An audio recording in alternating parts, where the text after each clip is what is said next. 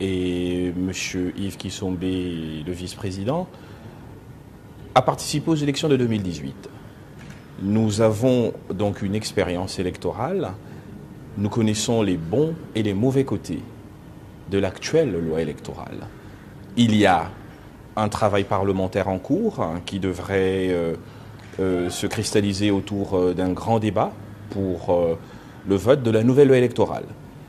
Il nous a semblé utile de venir dans un esprit républicain en tant que regroupement politique et fondateur de l'idéologie centriste et de son implémentation en République démocratique du Congo, proposer la vision qui est la nôtre au président de l'Assemblée nationale pour voir dans quelle mesure cette vision pourrait intégrer les différents apports des élus du peuple dans le cadre du débat à venir.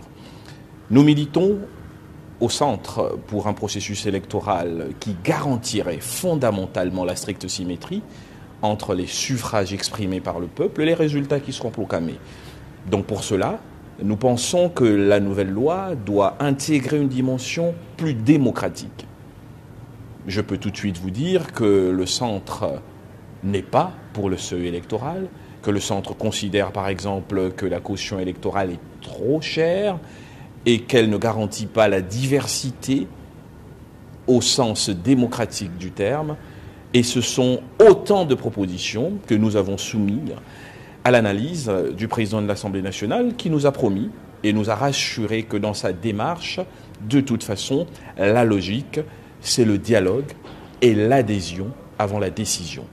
Donc nous sommes heureux d'avoir échangé avec un homme d'expérience, un des grands patriarches de la politique de notre pays, qui met donc sa sagesse au service de la postérité, et nous ne pouvons que nous féliciter de la qualité de nos échanges, et nous sommes engagés à suivre aux côtés du président de l'Assemblée nationale le processus de vote de cette loi, et nous espérons que nos points de vue seront pris en compte.